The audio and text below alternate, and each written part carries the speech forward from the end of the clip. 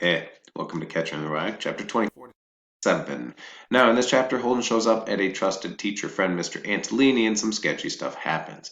We get a couple quick details in the beginning. Mr. Antolini, when he was single and Holden got kicked out of his previous school where Mr. Antolini taught, showed up at Holden's house repeatedly for dinner to find out how Holden was doing. When he got married to a woman who Holden describes as 60 years older and lousy with dough, so she was a lot older than he was and much wealthier. And now they belong to a country club and they used to play tennis together. When Holden was at their house, they were always shouting because Mr. and Mrs. Antolini were never in the same room at the same time. And he said they frequently kissed each other a lot when they were in public together. Now, in and of themselves, I don't know if these details are significant, but they do, in a sense, explain Mr. Antolini's behavior later. Holden and Antolini have a long conversation, and while I think most of what Antolini says is kind of nonsense at this point, he continues to drink throughout the entire conversation. And I think as he continues to drink, I think his advice gets worse and worse. He does have a conversation with Holden talking about he's worried about Holden having a special type of fall, where even when he turns 30, he could hate people who come into the bar looking like they used to play football in high school, or he could dislike people who misuse words incorrectly and talk about, misuse grammar and then kind of make himself seem better with that. And basically, what I think Antolini's getting at is Holden's attitude right now. I think Holden's very depressed, and as Phoebe said, he doesn't like anything anymore. If he continues with this and doesn't talk about this and doesn't kind of deal with the things he needs to deal with, even 10 years down the road when he's 30 and not 18, 17 anymore, he's still going to dislike the same stuff. He's still not going to like anything, right? Now, Holden responds that he does like doing some things, and talking about them makes him miss some people, even people he says he hates, which we'll return to at the very end of this. Anyway, then he helps Holden get ready for bed, and the sketchy part is Holden then wakes up and finds Mr. Antolini has been sitting next to him as Holden lays on the couch and patting his head. Now, Holden, he runs away, but he, thinks to himself that maybe this is an innocent thing. And, I suppose he even thinks maybe I should go back and maybe I was just overreacting. It's possible. I think it's really sketchy. I would never, in 1,000 years, do that. Uh, yeah, so to me it's a really sketchy thing. And then Holden ends the chapter by saying perverty stuff like that's happened to him a whole bunch of times.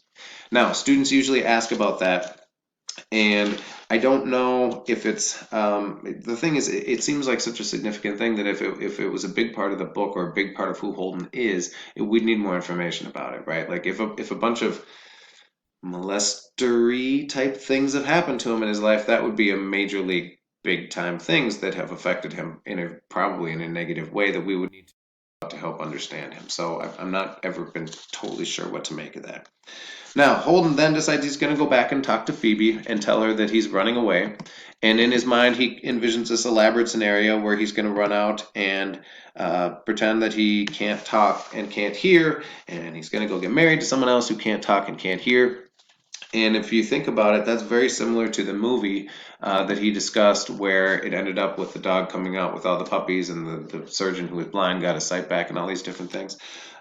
Even though Holden dislikes the movies, he's still very much affected by them and kind of thinks in the same way they do. I'm going to pause it here for a second. And then goes to Phoebe's school to give her this note. And as he's there, we get another symbol you can write about, 108 in the PDF and 201 in the book. Now, it talks about he sees an FU written. Right now, one of the fun things about this, when you write a paper, if you're quoting the book, you can write naughty words as long as you're quoting it. Anyway, he sees the FU, and it said on the wall, it drove me crazy. I thought about how Phoebe and all the other little kids would see it and how they'd wonder what it meant, and finally some dirty kid would tell them all cockeyed naturally what it meant, how they'd all think about it, maybe even worry about it for a couple days. I kept wanting to kill whoever had written it. I figured it was some perverty bum that sneaked into the school late at night to take a leak or something and then wrote it on the wall. I kept picturing myself catching him at it and how I'd smash his head on the stone steps till he was good and dead. Now, the first time he sees this, as we think about Holden being the catcher in the rye and wanting to protect the innocence of kids, the first time he sees this and thinks about Phoebe and all her innocent young friends, seeing this word and worrying about it, and then having to learn what it means, because once you learn what the meaning of that word is, then you start to learn about other things related to sex and growing up that you wouldn't necessarily know about when you're Phoebe's age. Uh, After that, and so he's really angry at this and he wants to essentially curb stomp this guy to death, right? No, this is still protecting the innocence of kids. Then he sees it again on the next page and it said, I went down a different staircase and I saw a different FU on the wall. I tried to rub it off with my hand again, but this one was scratched on with a knife or something. It wouldn't come off. It's hopeless anyway. If you had a million years to do it, you couldn't rub out even half the FU signs in the world. It's impossible. Now, here, I think you could write, if you're writing about this, you do a couple different sections, one on how he initially wanted to kill the person and protect the innocence of kids. But here, he's kind of acknowledging that even if he wanted to, he couldn't, right? Now, this would indicate that he has matured on some level because he learned that you can't, kids are going to be kids and you can't protect them from everything. Now, he goes and he meets Phoebe. Phoebe wants to go with him and has a suitcase with her. And they get into a big argument. He shows up with her suitcase. She's very upset that Holden's going to leave, and she starts crying and says, I'm going with you. And they get into a big argument. And, as much as Holden wants to think of Phoebe as a little kid, you can see she's starting to not to. As Phoebe first says she wants to go with Holden, Holden tells her to shut up. And then on 208 in the book and 112 in the PDF, she said, I'm not going back to school. You can do what you want to do, but I'm not going back to school, she said. So shut up. It was the first time she ever told me to shut up. It sounded terrible. God, it sounded terrible. It sounded worse than swearing. She still wouldn't look at me either, and every time I sort of put my hand on her shoulder or something, she wouldn't let me. Now, they continue to walk, and they decide, and as they're walking through the Central Park, they've come to the carousel. And now the Catcher in the Rye comes up here again, and on page 113 and 210 in the book, it said, do you want to go for a ride on it? She said. I knew she probably did. When she was a tiny little kid, and Allie and DB and I used to go to the park with her, she was mad about the carousel. You couldn't get her off the thing. I'm too big, she said. Now we're back into this age stuff. She's even starting to think about, being too old and looking too old and that type of thing. Go on, I'll wait for you. Go on. We were right there then. There were a few kids riding on it, mostly very little kids, and a few parents waiting around outside. Now she goes on, and on 211, he said, go on, I'll watch it. I went over and sat down on the bench, and she went on and got on the carousel. Now, this paragraph is my favorite paragraph in the book, and also contains the best advice that I found, among the best advice anyway, for parenting and teaching as well at the end. Now, we go over the carousel, and it said, she sat down on this big brown beat-up horse. The carousel started, and I watched it go round and round. There were only about 5 or 6 children on the ride, and the song on the carousel was The Smoke Gets in Your Eyes. It was played very jazzy and funny. All the kids kept trying to grab for the gold ring, and so was old Phoebe, and I was fall off the horse, but I didn't say or do anything. Now, what's going on is as they go up and down on the merry-go-round, right, there's a gold ring and the kids can reach out, and if they grab the gold ring as they go around, going up and down on the merry-go-round, then they get a free ride. Now, the risk of doing this is you fall off your horse and you break your face, right? Now, this is literally falling, right? We talk about Catcher in the Rye, trying to prevent kids from falling. This is a literal fall, right? But it's also could be this is also a growing up thing, right? This is how you learn, and this is how you learn what you're capable of. You do need to take some risks in your life, right? It kept playing very jazzy and funny. All the kids kept trying to grab for the gold ring, and so was old Phoebe, and I was sort of afraid she'd fall off the horse, but I didn't say or do anything. Say anything or do anything. The thing with kids is, if they want to grab for the gold ring, you have to let them do it and not say anything. If they fall off, they fall off, but if it's bad if you say anything. Holden could stop her and say, nope, oh, you're going to get hurt. Then, one, that's not giving her the trust to make her own choices, to, work on her bravery and work on some risk taking and learn what she can do. Part of being a kid, as I said, is learning what you're capable of doing, and that involves failing sometimes and maybe getting hurt sometimes, right? But you can't protect your kids from everything.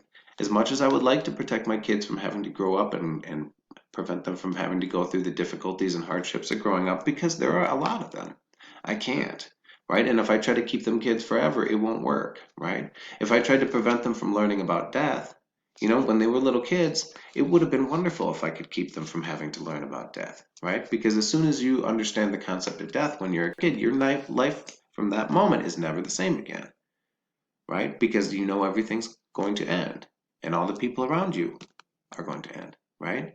It's what we all know adults, but your world changes, right? Because then everything becomes finite.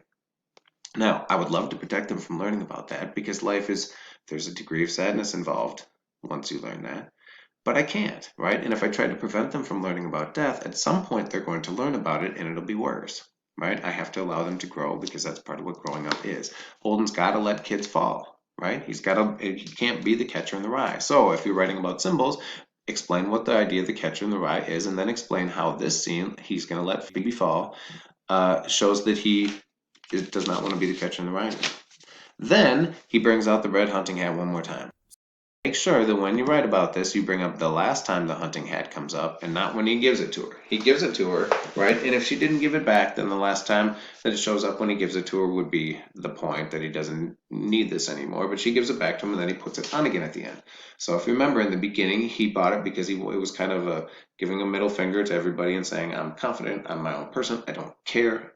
But frequently he took it off because he was embarrassed. This is a demonstration of his confidence, right? Now here he's wearing it with all these people around. He's wearing it for a mature reason because it's pouring rain, and he's not worried about what other people think. And he's also kind of relaxed and letting Phoebe do her own thing about protecting her, right? Phoebe, like the ducks, will be okay, right? The ducks make their journey south. Natural change of winter comes. It's not easy. Most ducks are okay. Natural change of growing up is not easy. Most people are okay. Boy, it began to rain in buckets, I swear to God. All the parents and mothers and everybody went over and stood right under the roof of the carousel so they wouldn't get soaked to the skin or anything. But I stuck around on the bench for quite a while. I got pretty soaking wet, especially my neck and my pants. My hunting hat gave me quite a lot of protection in a way, but I got soaked anyway. I didn't care though. I felt so happy all of a sudden. The way old Phoebe kept going around and around, I was near bawling. I'm so happy if you want to know the truth. I don't know why. It's just she, the way she kept going around and around in her blue coat and all. God, I wish she could have been there. Then, the very end of the book, if you're writing about the importance of communication, we find out that Holden's been in therapy the whole time, and the whole book, going back to the opening pages, is a therapy session. And we get a hint about that on the first page when he said, I'm going to tell you about this madman stuff that happened around last Christmas. That's all I told about DB, and he's my brother-in-law. He's in Hollywood. That isn't too far from this crummy place, and he comes over and visits me practically every weekend. If Holden had been in New York, where the story was set, and his brother was driving from Hollywood, they would spend a great deal of time together over each weekend, right? But so he's in California. That's all I'm going to tell you about. I could probably tell you about what I did when I went home and how I got sick and all, what school is supposed to go to next fall after I get out of here, but I don't feel like it. I really don't. Stuff doesn't interest me after all. A lot of people, especially this one psychoanalyst guy they have here, keeps asking me if I'm going to apply myself when I go back to school next September. It's such a stupid question, in my opinion. I'm like, how do you know what you're going to do until you do it? The answer is you don't. I think I am, but how do I know? I swear it's a stupid question. His parents were going to put him into psychotherapy. Didn't, right? And he suffered because he couldn't talk about his problems. If you go through something difficult and you can't talk about it, it stays in you. The more you tell your story, the more you kind of share that burden with other people, and the easier it gets to deal with. Holden didn't talk to anybody about it. He talked to Jane, and that was the last person, and apparently since then he hasn't really talked to anyone. Then when he talked to Luce recommended he gets therapy, psychotherapy, and then we find out he is, right? Then we find out at the end, it says, don't tell anybody anything. If you do, you start missing everybody. Now, I think this is still, though he's saying this, that you shouldn't talk. I think this is an acknowledgement that it's good because all these people that he hated and that, he warned the special kind of fall, all the people he's going to hate growing up to when he's 30, he doesn't hate them anymore and he actually kind of misses them. So I think this is a step forward, thus showing that he needs to learn the importance of communication. Thank you.